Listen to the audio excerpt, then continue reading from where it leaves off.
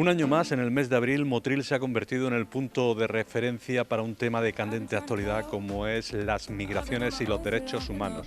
Las jornadas que se realizan anualmente en nuestra localidad este año han traído a personalidades relacionadas con el periodismo, la política, la sociedad y otros entornos. Motril, como siempre, es punto de referencia. Continuamos, entramos ya en el último tramo de las jornadas de este año y bueno, pues para mí ya sabéis que es muy emocionante presentar a Javier de Lucas y que aquí no necesita presentación, pero yo quiero hablar sobre todo de su compromiso con los derechos humanos, con los migrantes y con estas jornadas. Yo creo que eso es muy interesante, porque no vamos a decir que es catedrático, emérito, etcétera, las cosas que se dicen habitualmente que lo es, que en la filosofía del derecho ha sido un referente clarísimo en nuestro país, clarísimamente, que ha escrito pues libros muy de cabecera, como Mediterráneo, El hundimiento de Europa, etcétera, etcétera. Pero yo quiero resaltar hoy su faceta humana, o sea, cuando hace 23 años, porque 2 años luego no hicimos las jornadas por la pandemia y tal, convocamos aquí en Motril, porque había una urgencia importante, había un brote racista en el Ejido, había un modelo de exclusión social en Marbella y la gente de aquí no se resistía a que no hubiera un trozo de costa democrática y a que no hubiera un discurso democrático capaz de defender los derechos humanos de todos, porque los derechos humanos están en la dignidad de la persona y esto es su raíz, ¿no? Y bueno, fue decírselo entonces, cuando esto no era nada, y Javier de Lucas inmediatamente dijo que sí venía. Os podéis imaginar el trabajo, las cosas y los compromisos que tenía él entonces. Y aquí empezamos. Estas son las 21 jornadas, pues hace 21 jornadas él se brindó a venir sin ningún problema. Y eso es lo que ha ido haciendo que Javier de Lucas, Alfonso Armada, todas estas personas hayan ido incorporando lo que es el pensamiento de Motril, que sobre ello teorizó Félix Pantoja, como se ha dicho esta mañana, ¿no? Y bueno, yo creo que eso es muy importante, yo creo que es un cierre perfecto. Y es que su compromiso llega al extremo de que viene a hablar de algo que para nosotros es absolutamente preocupante, que es el riesgo que tiene la humanidad de perder el derecho de asilo. El derecho de asilo que ha sido siempre el fiel de la balanza entre la civilización y la barbarie. Yo no puedo empezar sin un reconocimiento personal, que es mi agradecimiento a Luis Carlos, a los organizadores, y quiero destacar al Centro Asociado de la UNED de Motril, a José Antonio Ruiz Caballero, pero por supuesto también a todos los demás, a Jueces por la Democracia, a la Fundación de la Abogacía Española, a las asociaciones que contribuyen a este milagro que son las jornadas de Motril.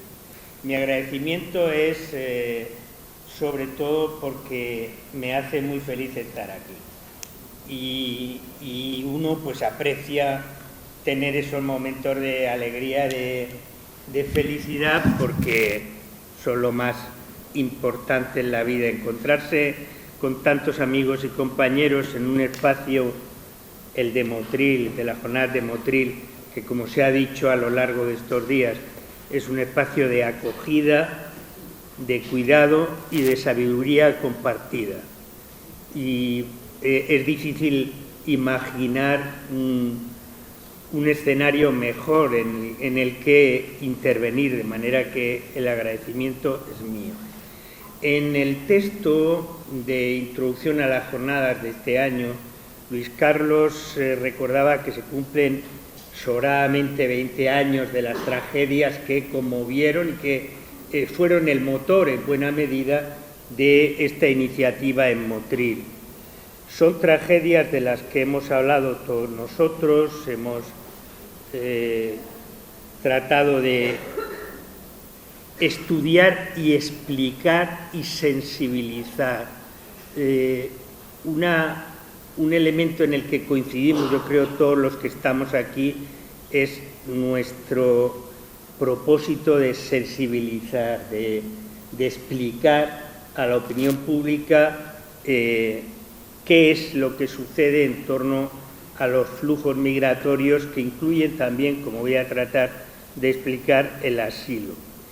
Siguiendo los consejos de una colega que es muy severa conmigo y que me dice siempre que yo hablo siempre mucho más de lo que debería hablar, y a estas alturas de mi vida, pues creerán ustedes que yo ya sé que tengo, entre otras limitaciones, la ausencia de capacidad de síntesis, ¿no? Pero siguiendo ese consejo, lo que he hecho ha sido enviarle a Luis Carlos el texto de esta intervención de esta tarde, por si se diera la rarísima eventualidad de que alguien estuviera interesado en leerlo, estará a su disposición. El texto está a disposición de la organización, y también Luis Carlos tiene mi correo electrónico, y si alguien lo quiere, pues yo naturalmente estaré encantado de dárselo.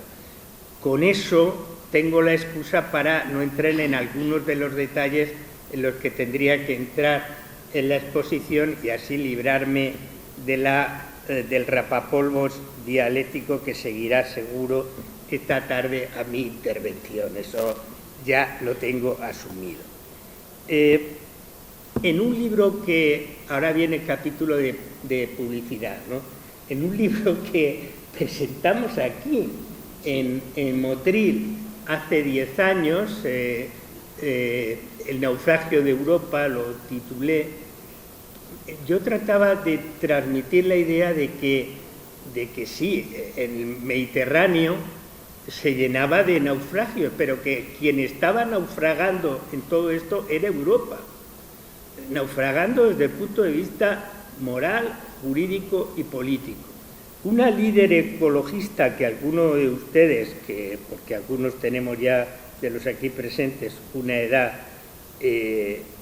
Cécile Duflot, una líder ecologista francesa que incluso llegó a ministra en Francia, escribió una carta abierta al presidente diciendo que Francia y Europa se encontraba ante un Waterloo en todos los órdenes, ¿no?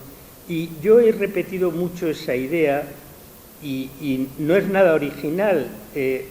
Todo el mundo ha recordado estos días que el Papa Francisco hizo su primera intervención, su primer viaje fuera de la sede en recién electo Papa, a Lampedusa, donde pronunció ese discurso del que ha quedado el leitmotiv de la globalización de la indiferencia, esa denuncia de la globalización de la indiferencia. Y como se ha recordado también en su último mensaje, que no pudo leer, pero estaba en el último mensaje, el domingo de Pascua, denunció la crueldad y violencia para con los inmigrantes. Ha habido innumerables tertulianos. Yo en alguna de mis vidas pasadas también he ejercido de tertuliano, de manera que me aplico la crítica a mí mismo. Algunos tertulianos inmediatamente relacionaron este mensaje con las críticas del Papa Francisco a la administración norteamericana actual, en el segundo mandato, a Trump y a D.G. Vance, ¿no?, al vicepresidente. Y con los amigos con los que yo hablé de esto, insistíamos en que los tertulianos, como de costumbre, se equivocaban en el tiro, ¿no? Iban al superficial, porque esa denuncia afectaba en primer término aquí, a los gobiernos de la Unión Europea y a la Unión Europea. Todos los que estamos aquí, porque yo sé que estoy ante un público especializado y eso me ahorra también algunas puntualizaciones, porque hay mucho jurista muy prestigioso aquí y debo de hablar con precaución, todos los que estamos aquí, en definitiva, juristas o no, sabemos que la Unión Europea también practica desde hace tiempo un doble discurso sobre inmigración y asilo. De una parte se proclama como defensora de los derechos humanos de todos, como la defensora de un modelo de democracia y de un espacio de libertad, seguridad y justicia, pero al mismo tiempo restringe progresivamente los derechos de los inmigrantes y los derechos de los demandantes de asilo y protección internacional, que es el motivo de mi intervención esta tarde, ¿no?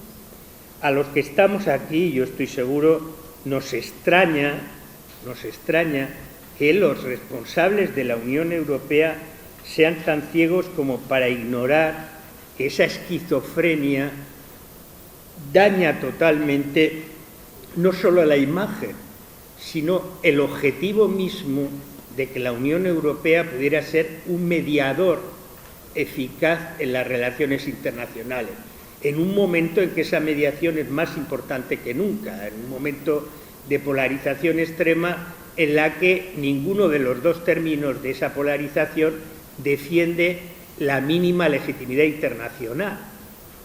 Ni Trump la defiende, la impugna, por supuesto, como sabemos todos, y qué decir de Xi o de Putin. Son regímenes y son liderazgos que proponen un orden internacional al margen de los valores que inspiran el sistema de derecho internacional y de relaciones internacionales de Naciones Unidas que nosotros, los europeos, decimos defender, ¿no? Bueno, pues en ese contexto elegí, cuando hablé con Luis Carlos, elegí un aniversario mucho más reciente, un año escaso, porque un año tiene, como seguramente recuerdan todos ustedes, la aprobación por el Parlamento Europeo en abril, casi fecha por fecha de cuando estamos hoy, del Pacto Europeo de Inmigración y Asilo, que fue impulsado de una manera muy decidida. Yo fui de los profetas que se equivocó, yo pensé que no lo iban a conseguir, también confundía seguramente mis deseos con el análisis racional. Yo pensé que no iban a conseguir ese pacto, llevaban desde 2020 detrás de la renovación de ese pacto. Saben por lo demás todos ustedes que el pacto no es un pacto, es un conjunto de normas jurídicas. Por ejemplo, hay 6 reglamentos que tocan al asilo, de los que la Unión Europea ahora quiere que entre en vigor 2 directamente. Voy a hacer una referencia breve a eso, ¿no? O sea que el pacto es un instrumento muy complejo, yo lo reconozco, y era una de las razones por las que pensaba que, a pesar del entusiasmo con que suele producirse nuestro ministro de Asuntos Exteriores, sobre todo para consigo mismo y para con su imagen en público y su dimensión internacional, él debe pensar, cuando se ve ante el espejo, que efectivamente Trump tiembla cuando el señor Álvarez se pronuncia en público, ¿no? Bueno, pues lo consiguió, es decir, que consiguió que se aprobara que en el último momento del segundo semestre del 24, que correspondía a la presidencia española, se llegara a un acuerdo que luego, desgraciadamente, fructificó. Utilizo el adverbio sabiendo que es un adverbio discutible. Hay gente que lo vio con entusiasmo, y no digamos sus apologetas. Desde luego en nuestro país, nuestro gobierno se hizo lenguas de lo bueno que era este pacto y de cómo este pacto iba a frenar a la extrema derecha, que es una lógica extraordinariamente interesante. Es decir, para frenar a la extrema derecha adopto el lenguaje y la lógica de la extrema derecha. Es fantástico como concepción lógica del discurso, ¿no? Claro, lo que sucede es todo lo contrario, es que todo el mundo interpreta que ese pacto es una rendición con armas y bagaje a buena parte de los propósitos de la extrema derecha. Y cuando digo la extrema derecha no me refiero solo a Alternative für Deutschland, que es en este momento, que es un asunto grave, que lo sabemos, pero creo que no reparamos suficientemente en ello, el segundo partido en la primera potencia europea. Son el segundo partido. Y no me refiero solo a ellos, ni me refiero solo a Orbán, ni me refiero solo a Polonia, aunque ahora Polonia tiene el maquillaje de un primer ministro que es un demócrata inequívoco, Donald Tusk, ni me refiero solo a Eslovaquia, ¿no? Que ese tiene una posición claramente de dudoso apoyo al Estado de Derecho. No, me refiero al programa de la coalición de gobierno en Alemania.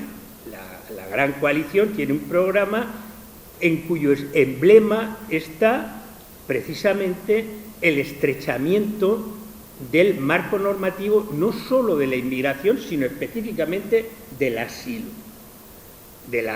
por el que sacó la cara, una de las actuaciones que cabe reivindicar, la canciller Merkel en un momento particularmente crudo. En la crisis de 2015 hay que decir que la canciller defendió el derecho de asilo como un derecho básico e indisponible, como recordaba Luis Carlos, indisponible para los estados que son parte del sistema de derecho internacional del asilo formado por el Convenio de Ginebra y el Protocolo de Nueva York, básicamente, ¿no? Esa cesión de la Unión Europea quedó muy clara en la presentación del programa del segundo mandato de la presidenta von der Leyen en el Parlamento Europeo. La presidenta von der Leyen, de una manera sibilina, bueno, quizás no tan sibilina, se situó junto a los 15 firmantes de una carta que unas semanas antes le dirigieron 15 primeros ministros de la Unión Europea, insisto, no solo los que siempre decimos que son los malos, no solo los del Pacto de Visegrad, no, 15 de los 27 gobiernos de la Unión Europea le pidieron a von der Leyen que tenía que haber un giro significativo en la política migratoria y asilo de la Unión Europea. Un giro que, como trataré ahora de explicar de la manera más breve posible, incluye una orientación de media docena de reglamentos, lo decía antes, cuya conclusión, a mi juicio, es muy sencilla y es el debilitamiento de una institución multicentenaria que es un hito civilizatorio. Ayer lo comentabais, ¿no?, en la entrega del premio, hoy se ha comentado esta mañana varias veces en la mesa redonda.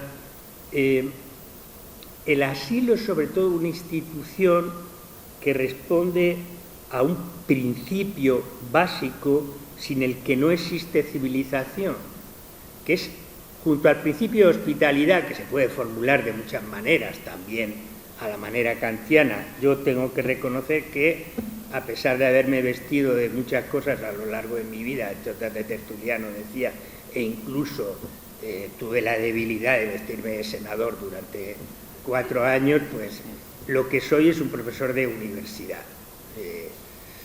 No soy un militante y entonces mi perspectiva no es la perspectiva que hemos visto muy bien descrita en la mesa de esta mañana. La mía es proporcionar lecturas, sobre todo. Entonces, por eso cito nombres, cito libros y todo esto, porque creo que la utilidad de lo que yo puedo hacer es recomendar a la gente que lea y que estudie. Es mucho más importante actuar, lo sé, pero si uno actúa después de leer y después de pensar un poco, actúa mejor, normalmente. Bueno, hay quien lee y actúa y entonces actúa peor, claro, porque se preparan para el mal o son tan irracionales que son incapaces de deglutir una idea, ¿no? Yo creo que el asilo es una institución que reúne el principio de hospitalidad con otros dos que están dentro, que me ha gustado mucho que en la mesa redonda se han hilado bien, que son el cuidado y la acogida. El asilo reúne esas 3 cosas, ¿no? El principio de hospitalidad, que rompe con la dinámica de que el que no es de los nuestros es un enemigo o debe ser eliminado o sometido. Y luego eso se concreta en prestar la protección que quien para mí, estos rankings siempre son absurdos, ¿no? Pero como hay gente a la que le molesta, pues a mí me gusta citarlo, que para mí es la mejor filósofa del siglo XX, más que Hannah Arendt y más que cualquier otra, que es una francesa que muchos de ustedes conocen, Simone Weil, un alma absolutamente extraordinaria, el espíritu por excelencia, decía Albert Camus, el espíritu por excelencia que la había conocido era Simone Weil. Simone Weil insistía en que lo más importante en la relación con el otro era la atención en el sentido de la disposición de escucha y también de algo que se mencionaba esta mañana en la mesa redonda que vengo citando extensamente, que es el rostro del otro, ¿no? Esta mañana no se ha citado, pero como yo soy profesor, pues yo me dedico a lo otro, ¿no? Y entonces, en vez de insistir en lo importante que es mirar los ojos del otro, reconocer el rostro del otro, yo me voy a un filósofo que es un gran filósofo del siglo XX, francés, Emmanuel Levinas, y en los textos de Levinas está precisamente eso, ¿no?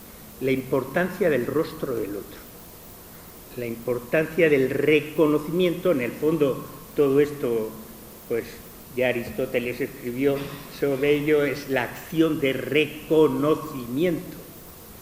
La clave en una filosofía que esté ordenada a la vida buena es la capacidad de reconocimiento de los otros, lo que exige en primer lugar conocer. Si no se conoce, no se puede reconocer. Y entonces la voluntad de conocer es muy importante. Y es, yo creo, el primer punto en el que fallamos.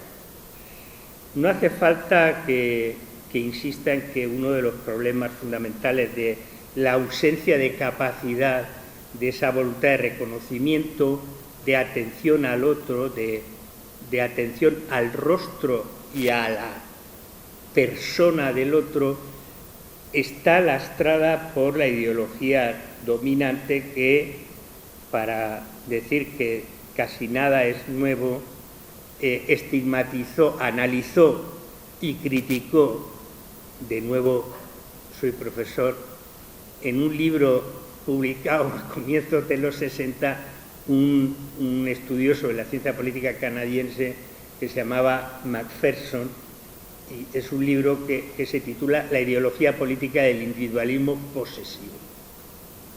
El individualismo posesivo, quédense con, lo saben, ¿no? Pero lo sabéis todos, ¿no? Pero esa ideología que está en el núcleo del modelo de paleoliberalismo económico, no del liberalismo político, del liberalismo económico, que confía en esa entelequia que es la mano invisible del mercado y que confía, nadie lo explicó mejor porque lo hizo de una manera muy descarada en el título de su libro, Mandeville, uno de los autores de la escuela escocesa que está en el origen de esa ideología del individualismo posesivo, del liberalismo de mercado, de la libre competencia como solución a todo. Mandeville no fue nada eufemístico. Su libro se titula La fábula de las abejas o cómo los vicios privados proporcionan beneficios públicos. O sea que hay que espolear los vicios privados, hay que espolear la envidia, hay que espolear la competencia, hay que espolear el egoísmo, porque con eso se desarrolla el mercado y con eso sale el beneficio público. Claro, que no explicó más Mandeville, es que es el beneficio del público que se llevan los que gobiernan eso, generando cada vez más desigualdad, pobreza, miseria, etc.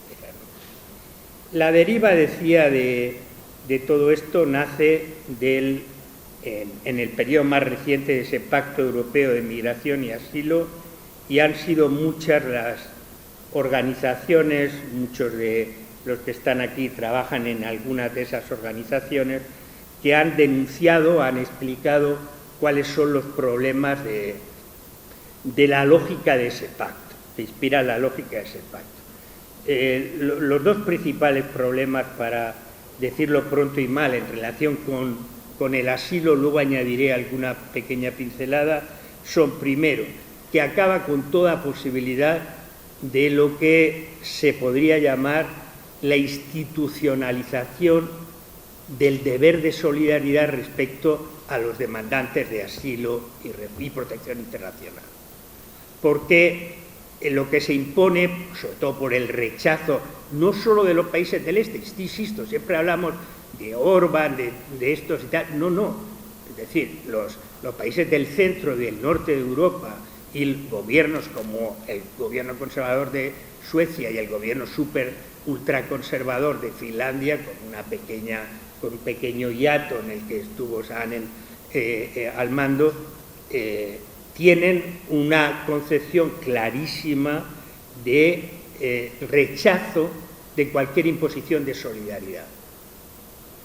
No puede haber repartos obligatorios, no puede haber obligaciones, digamos, exigibles en materia de recepción y tratamiento de los demandantes de asilo y tampoco de aquellos que, encontrándose, por ejemplo, en centros bajo tutela de Naciones Unidas, tienen que ser redistribuidos, en la redistribución, ¿no?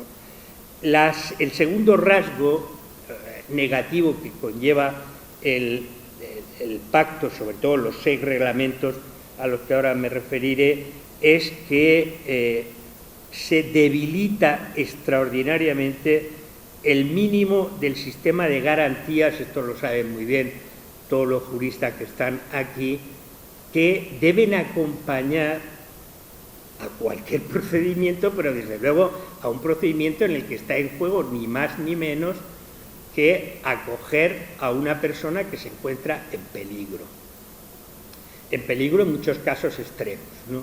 Los demandantes de asilo, recuerden la noción básica del artículo 1 de los convenios de Ginebra, pero es una noción en la que, si llego a ello, pondré una pega. Los demandantes de asilo tratan de escapar de la persecución. La noción de persecución es central. Hubo algún extraordinario comunista, es una persona por la que tengo respeto intelectual y sin embargo tengo una enorme distancia, incluso rechazo político, el señor García Margallo, que siendo ministro de Exteriores argumentó en línea con otros políticos, curiosamente una tal Theresa May, que luego fue primera ministra del Reino Unido, que es que toda esta masa de asilo que llegaba a través del Mediterráneo, de demandantes de asilo, no eran verdaderos refugiados porque no huían de persecución política, lo cual ya suponía una restricción del elemento definitorio de persecución que da lugar a que uno pueda aspirar a la protección internacional del asilo o la subsidiaria, ¿no? Los refugiados, que decimos comúnmente, ¿no? Eso no es verdad, pero sobre todo, como sabéis perfectamente, en este momento en el que se desdibujan, y este es un asunto que molesta a los juristas, lo siento, en que se desdibuja la seguridad que nos daba a los juristas, decir, no, los inmigrantes no se sabe muy bien cómo distinguir, hay que distinguir los inmigrantes que son necesarios, los que son legales, pero en cambio los refugiados eso está clarísimo. Los refugiados hay un estatuto, Convención de Ginebra, etcétera, ¿no? Bueno, pues eso se ha acabado.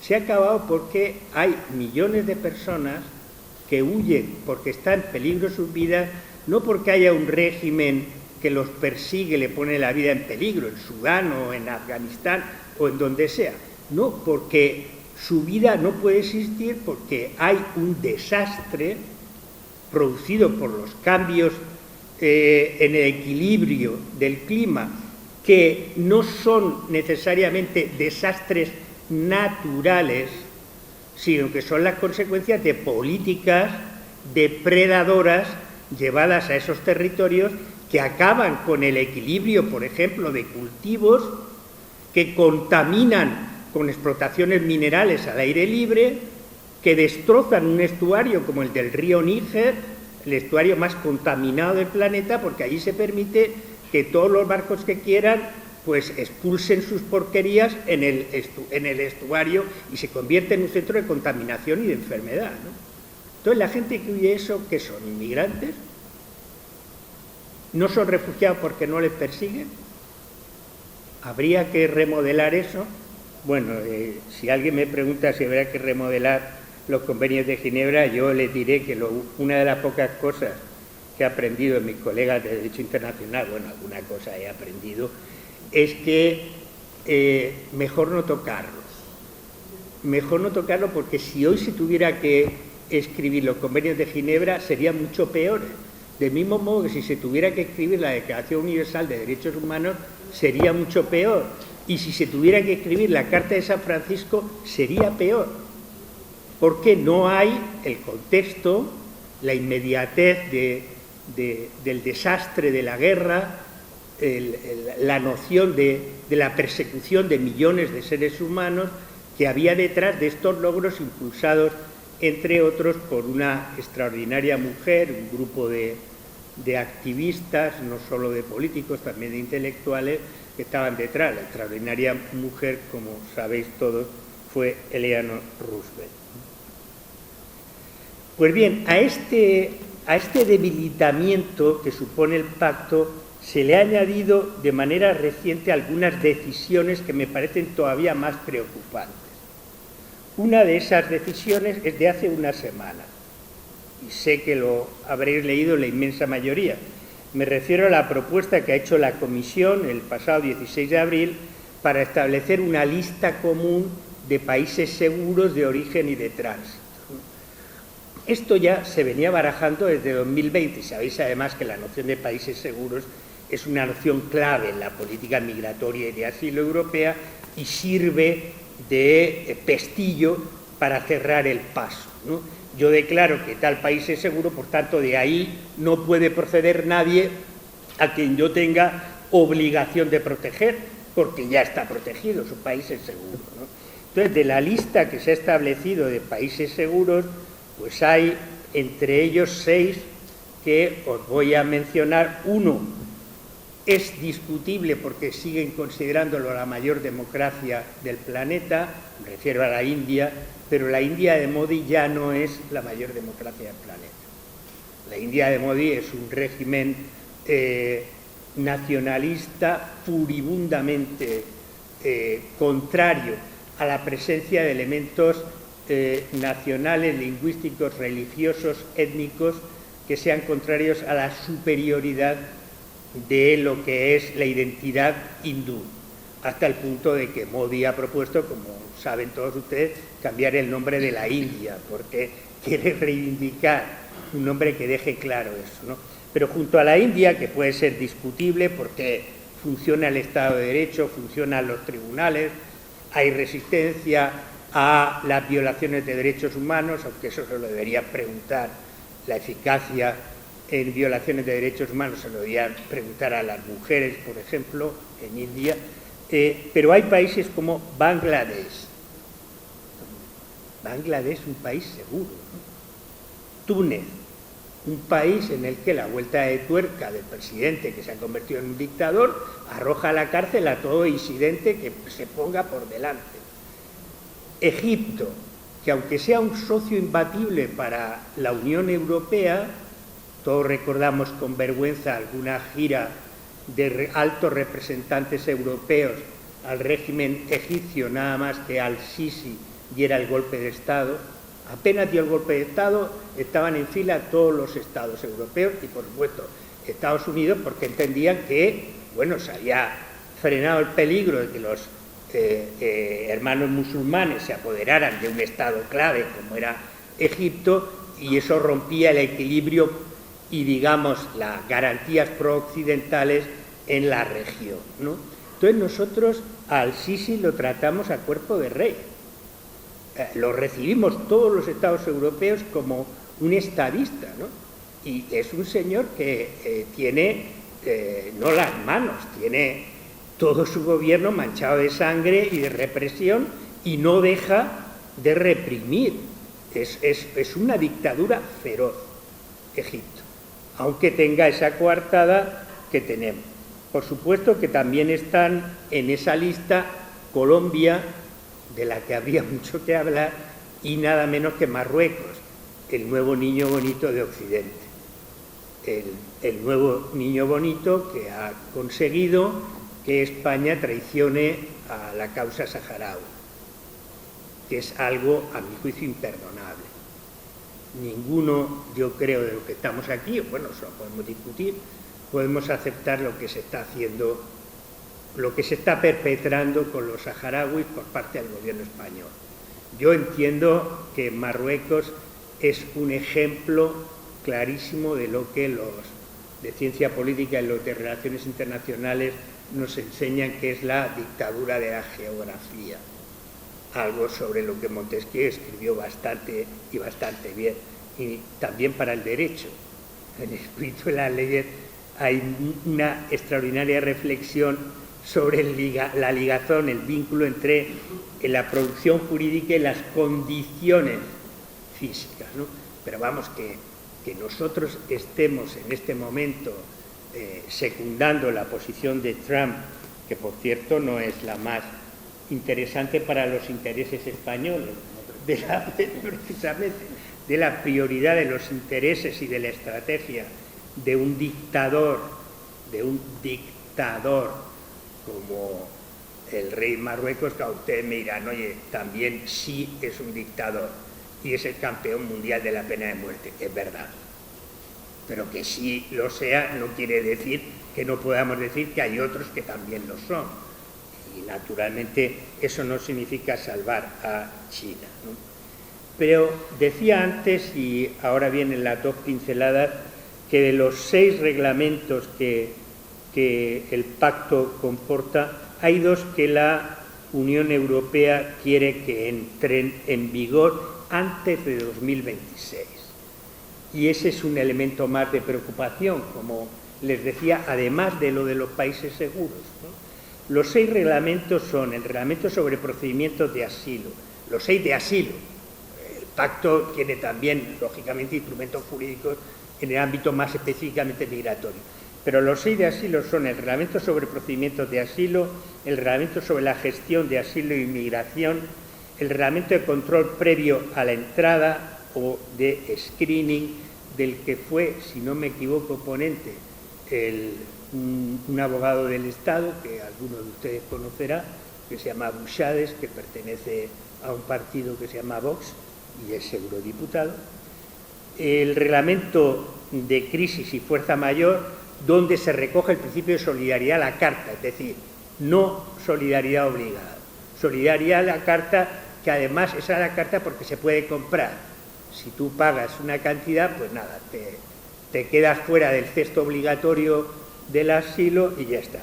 Y otros 2 reglamentos, me he equivocado. El señor Buchades fue ponente no del que he dicho, sino del reglamento Eurodac, que se refiere a los datos, ¿no? Me quedaba, además del reglamento Eurodac, el reglamento sobre procedimiento fronterizo de retorno, que es muy interesante porque, claro, ahí está detrás la sombra de naturalizar la iniciativa hasta ahora fracasada de la señora Meloni, que es una iniciativa que se remonta hace muchos años. Lo que somos mayores, que hay unos cuantos aquí que somos de promociones parecidas, recordamos que en el Consejo Europeo Extraordinario de Sevilla, de la presidencia española, siendo presidente Aznar, ya se propuso el sistema de externalización de la selección de las personas que merecían o no recibir el asilo. Es decir, que en vez de que lleguen aquí, los ponemos fuera y ahí que se encarguen de ver si tienen los requisitos o no. ¿Fuera dónde? Meloni ha escogido Albania, que es un país de una fortaleza democrática que no hace falta comentar. Pero, en fin, otros habían elegido a Uganda o a Ruanda, y otros son de estos que vemos en las series de televisión, nos parecen los demócratas por excelencia, los daneses, por ejemplo, que además son socialdemócratas, y además nos han pedido ayuda porque Trump se quiere tragar a Groenlandia, ¿no? Y entonces todos, hay pobre Frederiksen y pobres daneses, ¿no?, que los amenaza Trump. Bueno, pues esta señora y su parlamento están en la vanguardia del recorte del asilo y en las iniciativas, afortunadamente todavía no se han puesto en marcha, de crear campos de selección. De todos estos reglamentos, la Unión Europea, voy terminando, quiere poner en marcha 2 antes de 2026, con el objetivo de acelerar la tramitación de las peticiones de asilo. Cuando se dice acelerar la tramitación, ya sabemos lo que se quiere decir, es decir, eliminar trámites que los que nos dedicamos al derecho sabemos que pueden ser engorrosos, pero que son garantías, como el derecho a defensa, el derecho a asistencia letrada en un procedimiento tan vital como el del asilo, porque es gente que se juega la vida muchas veces si no le damos la protección internacional, ¿no? Por un lado, pretende entrar en vigor la Unión Europea, adelantar la entrada en vigor del umbral de la tasa de reconocimiento del 20% establecida en el pacto. Esa medida prevé que los Estados puedan aplicar un procedimiento acelerado a las personas procedentes de países en las que, de promedio, se concede la protección a un 20% o menos de la media de solicitantes en la Unión Europea. Un procedimiento, como ven ustedes, ejemplar con los derechos de la persona. Es decir, tú no eres nadie. Si entras en un cupo del 20%, pues estás fastidiado, por no decir otra cosa, ¿no? Además, y este es el segundo elemento, la Unión Europea quiere adelantar la posibilidad de que se puedan designar terceros países y de origen seguros con excepciones, excluyendo a regiones específicas o categorías de personas claramente identificables. Este es un mecanismo particularmente perverso y yo creo que la opinión pública no se ha enterado y que tendríamos que explicarles, ¿no? O sea, que ahora ya país seguro no es país seguro. País seguro es país donde haya una región o donde haya un grupo de personas que están protegidos, aunque haya otras regiones u otros grupos de personas que no lo estén. Con lo cual, lo que se está haciendo es debilitar a los candidatos potenciales de la protección. Porque si resulta que en tu país hay una región donde sí existe esa protección, o un grupo étnico, religioso, lingüístico que sí está protegido, entonces ya es un país seguro, aunque para ti no lo sea. El último detalle que quiero comentar es algo que va a entrar en vigor dentro de un mes, como sabéis casi todos, y es el decreto 1055-2024 por el que se aprueba el reglamento de extranjería, ¿no? Ha sido muy celebrado por los agiógrafos del Gobierno, entre los que, pese a pertenecer al Partido Socialista, no me encuentro, que sostienen que es un gran paso adelante y que incluso en otra derivada que seguro que muchos de vosotros conocéis, que es la campaña de la ILP por la regularización, ha sido argumentado para decir, no, lo de la regularización no hace falta porque ya con el reglamento de extranjería hemos dado un trato favorable. Yo, con todo el respeto para ella, no conozco una persona más incompetente en materia de migraciones que la actual ministra del ramo. Y mira que ha habido personas incompetentes, Y es una persona que tiene muchas cualidades por las cuales merece respeto. En otros ámbitos yo creo que no está trabajando mal, en la seguridad social, aunque es un asunto muy complicado, pero en las migraciones es un disparate de principio a fin lo que se está haciendo.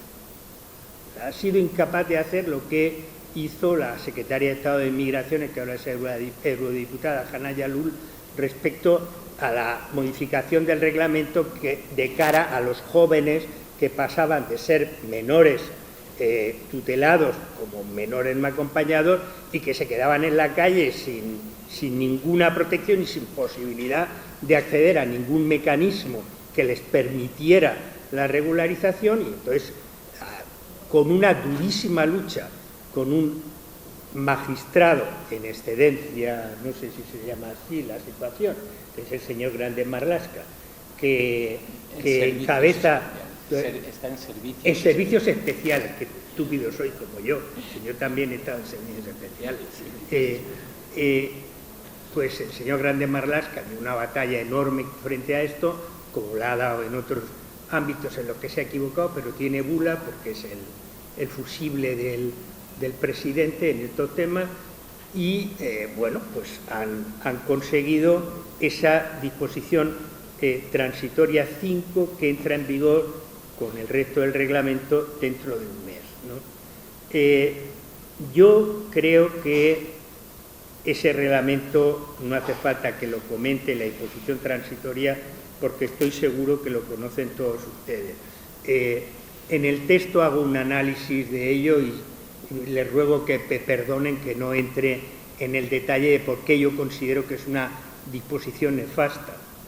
La disposición transitoria 5 combinada con otros preceptos del reglamento como el 126. Hay que decir que el reglamento como tal es la típica norma Río. Son más de 240 artículos, creo recordar. Entonces, ya solo ponerse en orden frente a 240 artículos es una pesadilla. Una pesadilla jurídica y una pesadilla jurídica porque mantener la coherencia del ordenamiento que de suyo es difícil. O sea, seguir pensando que un ordenamiento jurídico, esto es de profesor de teoría del derecho, lo siento para los que no les interesa nada el derecho, pero seguir pensando que el derecho puede ser un sistema completo y coherente en un modelo jurídico que tiene al menos 3 dimensiones, la dimensión autonómica, la estatal y la europea, en que buena parte de las normas que regulan la vida cotidiana vienen de Bruselas, lo cual quiere decir que la coherencia no es solo con la Constitución, como se dice en última instancia, que de suyo menuda papeleta, es decir, eso es la coherencia de la norma con la Constitución, ¿no?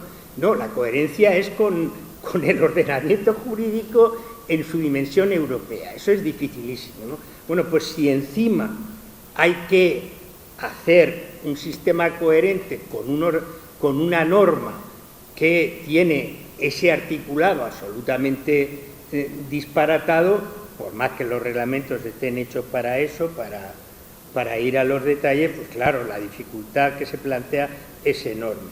La conclusión que yo saco y con la que, a salvo de una sugerencia que voy a hacer después, termino, es esta, ¿no? Este detalle del reglamento de extranjería en su disposición transitoria y en los artículos que se relacionan con la aplicación de la transitoria, por ejemplo, en el artículo 126 o en otras disposiciones que parecen blindar digamos, el alejamiento de los demandantes de asilo de los mecanismos de arraigo que el reglamento supuestamente propicia para los inmigrantes, lo cual es un disparate terrible, deja a los demandantes de asilo en un limbo de 6 meses mínimo en el que les puede pasar de todo, imagínense ustedes, ¿no? Y sobre todo teniendo en cuenta la realidad de las comisarías de extranjería, es decir, todos los que estáis aquí conocéis perfectamente el caos que es, con todo el respeto a los funcionarios de las comisarías de extranjería, el caos que es actualmente el sistema de cita y de examen de las peticiones de asilo para obtener, digamos, la credencial roja que dice que tú estás pendiente, que es ya la aspiración, no ya conseguir la protección internacional, ¿no? Mi conclusión es que blindarse para los refugiados es el lema dominante en este momento en la Unión Europea, blindarse frente a los refugiados. Y para ello, y eso para un jurista, y yo soy profesor de Derecho y me tengo por un jurista, significa utilizar el derecho contra los derechos. Y eso es lo peor, es decir, si la percepción popular es que el derecho es una máquina que te aplasta, eso los griegos ya lo sabían, que había que aprender a navegar entre los intersticios de la red del derecho, ¿no? Y para eso pues hay gente que tiene equipos de abogados, como aconsejaba en esa magnífica introducción al derecho que es el Padrino 3, Michael Corleone a su capitán Costanza, que le decía que contratar pistoleros, y él le decía: yo no necesito pistoleros, necesito abogados, porque el asunto es lavar el dinero, lavar todo esto. Y Corleone y sus consiglieri llegan a la conclusión de que nadie lavaba más blanco que el Vaticano, y por lo tanto se van directos a Immobiliari, que es el gran negocio, que es el asunto de la película, que es una parábola más o menos, todo eso es discutible, de lo que le pasó al buen Papa Luciani a Juan Pablo I, que está detrás de una parte de la trama de la película, ¿no? Termino. A ver, yo he dicho antes que, para disgusto de los buenos juristas aquí presentes, soy de los que sostengo que la línea roja clarísima entre migraciones y refugiados se está desdibujando. Se está desdibujando porque lo que hay detrás son el mismo fenómeno de movilidad forzada.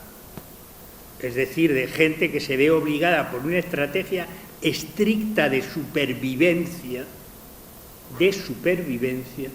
a tratar de irse a otro sitio.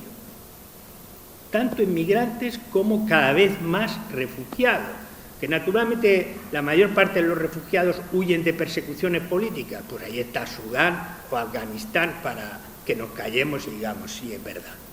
Pero hay millones y cada vez más, y eso lo dice no en ONG, lo dice el Banco Mundial. Hay millones de personas que van a huir de otro tipo de situaciones que no tienen que ver con la falta de protección frente a la persecución.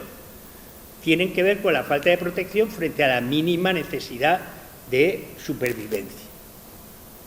Entonces, que sigamos insistiendo en eso, yo creo que es un error. No digo con esto que haya que olvidarse de los refugiados, por Dios, no.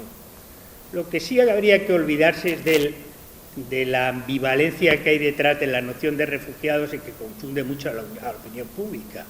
Porque claro, la gente cree que los refugiados han obtenido el refugio. Y no es verdad. Los que llamamos refugiados están mucho mejor definidos, por una vez, en la expresión inglesa que en castellano. En inglés se dice asylum seekers, los que buscan el asilo. Los que llamamos refugiados no son refugiados porque no han obtenido el estatuto. Están ahí intentando poder presentar una solicitud para recibir una respuesta y le llamamos refugiados. Claro, eso confunde a la gente, ¿no?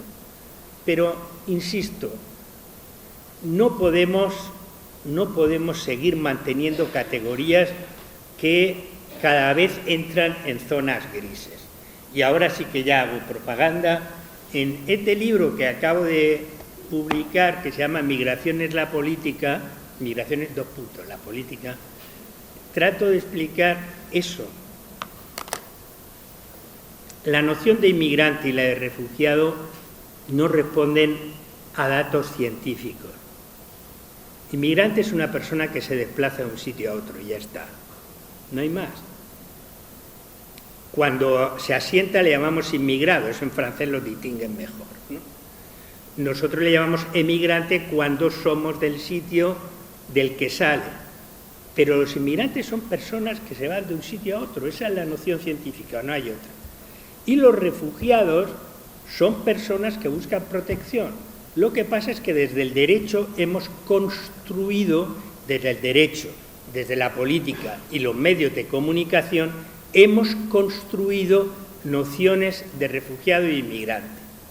No es la realidad la que impone la noción de inmigrado y refugiado, de inmigrante y refugiado. Es el derecho el que crea, y no para inmigrantes y refugiados, sino en primer lugar para la población indígena, el modelo de qué es un inmigrante, qué es un buen inmigrante, qué es un buen refugiado. Y quedan fuera de esas construcciones cada vez más gente, y ese es el drama, y por eso el título de esta intervención.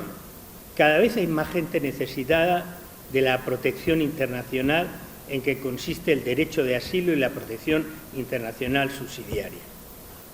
Y cada vez esos derechos cubren a menos gente, porque estamos vaciando de contenido la protección que esos derechos comportan. Me dirán ustedes, pues eso está en manos de los legisladores, ¿no?, de los poderes que legislan. ¿Qué hacemos nosotros? Bueno, ustedes no me lo dirán porque ustedes son un público que sabe la respuesta. La respuesta está en nuestras manos porque la lucha por los derechos es nuestra tarea. No es la tarea del legislador. Ni siquiera es la tarea, que es muy noble y muy importante, que hemos encomendado a los sabios juristas como los jueces, fiscales y abogados que están aquí presentes, que afortunadamente en un porcentaje muy importante luchan por los derechos de los demás. Y a veces tienen que enfrentarse con la ley para defender los derechos de los demás. Y hay muchas maneras de enfrentarse con la ley. Una de ellas se llama interpretación jurídica. Porque el derecho, si es algo, es interpretación. El derecho es interpretación. El derecho no son normas que caen del cielo al suelo, son mensajes lingüísticos y la atribución del significado de esos lenguajes depende en gran medida de quién tiene el poder de atribuirles el significado. Que en primer lugar es el legislador, pero luego son estos juristas, pero somos nosotros también. La tarea de la lucha por los derechos es nuestra tarea, cada uno en donde esté. Muchos de nosotros, nuestra tarea es luchar por los derechos en el sentido de luchar por el rostro del otro, luchar por la acogida, luchar por la atención y la hospitalidad al otro, hacer visible que el otro puede ser y de hecho es nuestra familia, como nos decía, ¿no?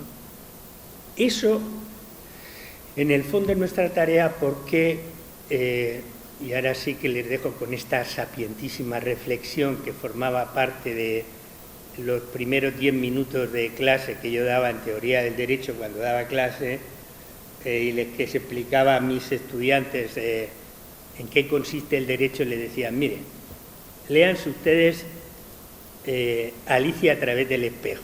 Me habéis escuchado muchas veces esto, ¿no? Pero por si acaso hay alguno que no me ha escuchado, lo repito con mucho gusto porque me gusta muchísimo decirlo. No en Alicia al País de las Maravillas, en Alicia a través del espejo hay una conversación entre Alicia y Humpty Dumpty, o Zanco Pancos, las traducciones, en la que Alicia, que es una persona racionalista y de orden, que es un asunto muy interesante, Alicia, y esa forma parte de las contradicciones de Alicia, que habiendo sido educada en un intento de entender el mundo, la biología, tal y no sé qué, es destinada a un matrimonio forzoso, ¿no? Lo cual es una contradicción, claro.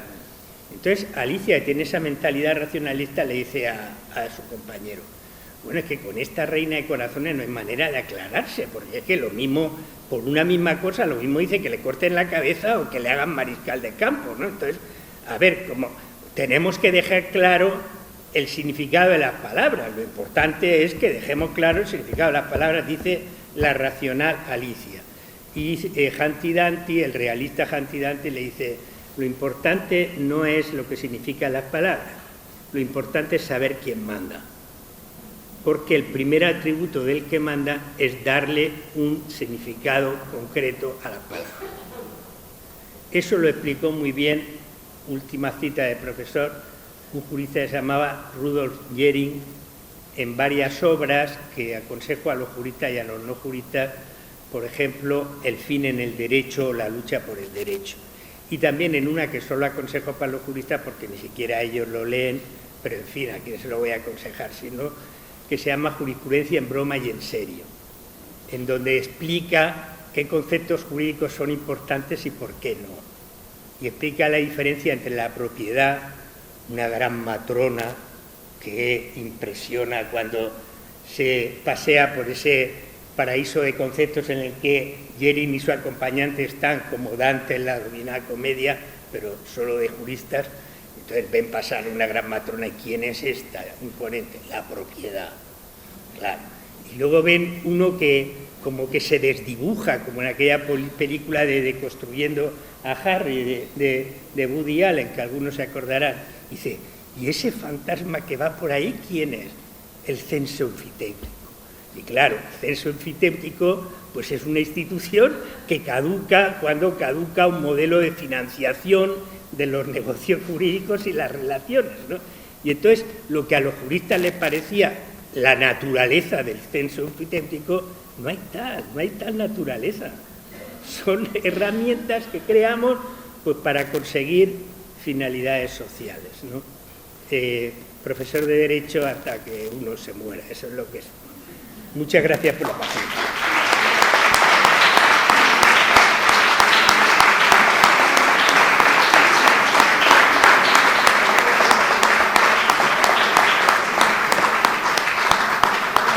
El magistrado y coordinador de esta jornada, Luis Carlos Nieto García, hacía alusión al premio que con motivo de la 20ª edición recibió la Jornada sobre Derechos y Migraciones que se celebran en Motril, uno de los premios más prestigiosos que hay a nivel nacional. Pues sí, estamos muy contentos y este año especialmente venimos con reconocimientos, uno internacional, otro local y bueno, yo creo que las jornadas han demostrado que estamos en la línea correcta, es decir, que estamos en la centralidad de los derechos humanos en el fenómeno migratorio y bueno, el desarrollo de ellas pues ha sido muy interesante, hemos tocado desde el periodismo, las organizaciones humanitarias, el cine, hemos hablado también sobre el cine de las migraciones y bueno, han venido los grandes pensadores sobre migraciones y derecho, entre ellos Javier de Lucas, que es el que ha cerrado las jornadas y bueno, pues repetimos una experiencia muy positiva en estas jornadas y nos encaminamos ya hacia cumplir ya casi el cuarto de siglo, no de jornadas, pero sí desde el tiempo en que empezamos. Y yo creo que eso es importante, mantenernos aquí en unos tiempos inciertos, en los que vemos cómo se ha deteriorado la situación de los derechos en general y de los migrantes en particular, y bueno, pues para eso estamos, para intentar dar una solución sin violencia, con integración y con respeto hacia todas las personas por el hecho de serlo. Unas jornadas que han ido de menos a más asistencia de gente, porque yo me he quedado hoy sorprendido de cómo estaba el salón. Sí, es curioso porque en general tenemos limitaciones para hacer la publicidad y tal, y nos sorprende que bueno, pues que asista tanta gente, incluso en horario de mañana ha habido un lleno importante, bueno, pues a una hora que mucha gente está trabajando. Entonces yo creo que hemos dado con el modelo adecuado, no es un curso normal, es un curso específico, hecho para que pueda acudir todo el mundo que quiera. Y bueno, pues lo que tenemos que hacer, creo que acertamos en hacerlo en la UNED, porque te da esa razón de ser universal, de libertad de criterio, de libertad de pensamiento, y eso a lo largo de las jornadas ha sido muy, muy importante, y agradecer al director de la UNED que nos haya acogido, que confíe siempre en nosotros y que haya sido capaz de entender bien el proyecto que hemos desarrollado, ¿no? Si tuvieras que elegir un momento de esta jornada, ¿con cuál te quedarías? Elegiría varios, o sea, ha habido ponencias muy interesantes, siempre se descubre alguna ponencia que conoces menos a la persona, pues de repente es brillante, por ejemplo la de esta mañana sobre cómo el cine, desde los orígenes del cine, se deja al migrante en una situación marginal, más vulnerable, y ha sido muy interesante, pero yo digamos, un momento muy emocionante ha sido el homenaje y la entrega del Premio de Derechos Humanos de Motril, que entregó ayer Felipe y Carlas a Rolando Salas. Rolando es una persona que fue muy importante en su país, en Chile, y a partir del golpe de Pinochet tuvo que exiliarse primero a Suecia, luego a Alemania y finalmente fijó su domicilio, ya es un motrileño más, como él dice, y creemos que se merecía esto. Yo tuve conocimiento de la importancia suya a partir de las sextas jornadas en las que vino a hacer una conferencia Luis Sepúlveda y me dijo: tú no sabes lo importante que fue Rolando en Chile en la Unidad Popular, ¿no?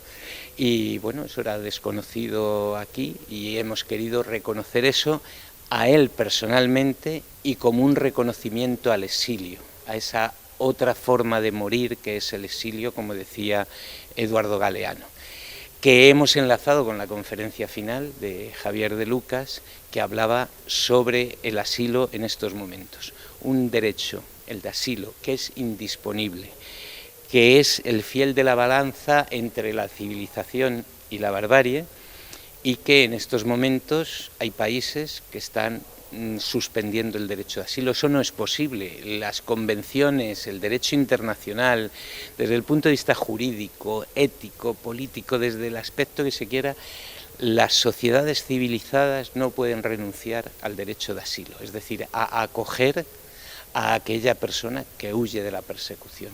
Y eso es muy importante, eso ha salvado, digamos, éticamente y jurídicamente a las sociedades a lo largo de la última mitad del siglo XX, y el derecho de asilo tiene que continuar porque no es disponible. Siempre hay que proteger a quien huye de la persecución o de la guerra, ¿no? Felipe, se han vivido momentos emotivos, tal vez, como decía Luis Carlos, el que se vivió, por ejemplo, en Salobreña, que tuviste oportunidad de vivir en primera persona. Bueno, sí, porque yo creo que para la asociación la Asociación de Derechos Humanos y Migraciones de Motril, es una enorme satisfacción el poder reconocer a una persona incluso de aquí de Motril, porque ya está integrado, como decía Luis Carlos, una persona que fue exiliado, que fue obligado a abandonar su domicilio, que fue obligado a abandonar su familia, su historia, pero que jamás abandonó su idea. Y una persona que se integró perfectamente en Motril, con compromiso social, con compromiso político, con compromiso cultural, porque Rolando es un compañero, además no solamente un compañero, sino que es un maestro en la cultura, como la gente lo conoce, en la poesía, en el teatro, y reconocerle ese premio para nosotros pues nos llenó de satisfacción, y como decía Luis Carlos, pues fue un momento bastante emotivo, muy importante. Aparte, ¿con cuál te quedas más? Bueno, es que esto de escoger un momento de la jornada es complicado, porque eso es como escoger entre tu padre y tu madre, ¿no? Es bastante difícil, porque todo tiene su preparación, todo el mundo que viene trata de aportar lo máximo posible, entonces escoger un momento determinado para mí es muy complicado, es muy difícil.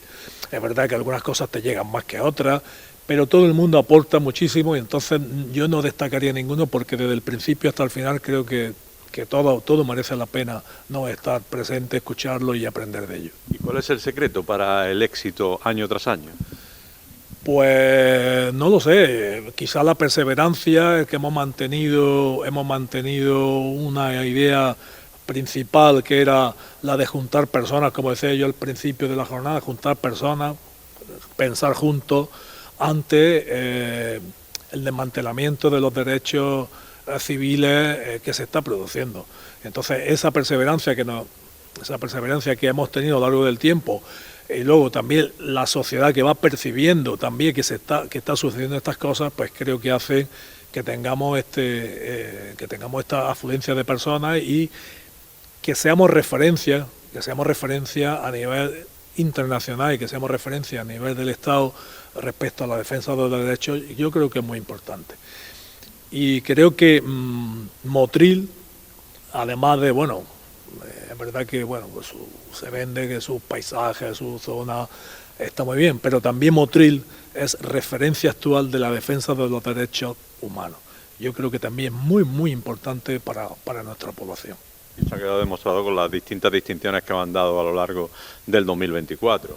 Efectivamente, con las distinciones que nos han dado, una, como decía Luis Carlos, internacional, que ha sido extremadamente importante, pero también quiero poner en un nivel importante el Aula Pensamiento Francisco Javier de Burgos, que nos haya reconocido nuestra labor, también muy importante en nuestro propio pueblo, que nos reconozcan esa labor. Creo que también nos anima a continuar, nos indica que estamos haciendo una buena labor, y para nosotros ha sido bastante importante que nos lo diera. Gerardo, ¿en qué momento te quedas tú? Bueno, yo como Felipe creo que es difícil elegir, pero me mojo. Yo hubo una mesa de mujeres que han sufrido, mujeres activistas de los derechos humanos que han sufrido persecución en sus países, ¿no? Y algunas incluso como Lena Maleno en España y en Marruecos. Me quedo con esa mesa, me impactó y les reconozco su valentía, su coraje y el ejemplo que dan contando lo que han sufrido y sobre todo el que no cesen en esa lucha, ¿no? Me parece que es un ejemplo importante y si me tengo que quedar con algo me quedo con esa mesa. Hay que destacar que soy un grupo muy unido, pequeño pero unido. Sí, desde luego. Yo tuve la suerte de que me pudiera incorporar a este equipo de personas que tuvieron la brillante idea de que se pusieran en marcha estas jornadas. Yo acudí a ellas pues, cuando era estudiante y en un momento dado me invitaron a participar y creo que son de las cosas más importantes que me han pasado, porque eso condicionó que luego pudiera pues, incluso dirigir mis estudios o mi activismo, ¿no? En determinadas organizaciones humanitarias. El problema es ya superar las 21 ediciones. Bueno, pues eso no es un problema.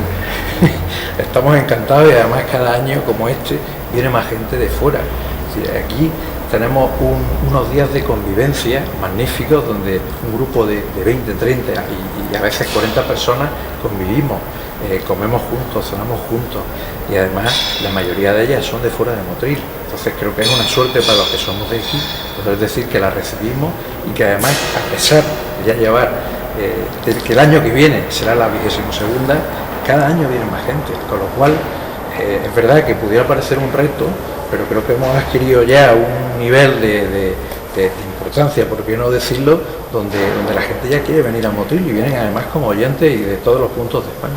¿Y cuándo empezáis a sentar ya para pensar en esa 22ª edición, la del 2026? Pues yo creo que esta misma noche, nunca dejamos de pensar en ella.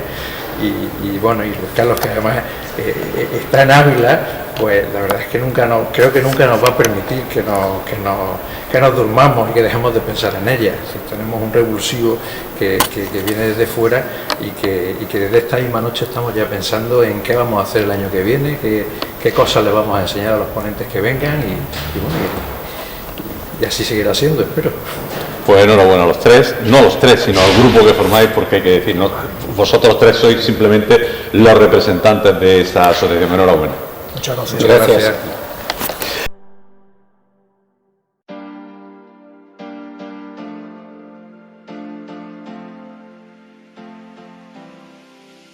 I've been trying to call. I've been on my own for long enough. Maybe you can show me how to love.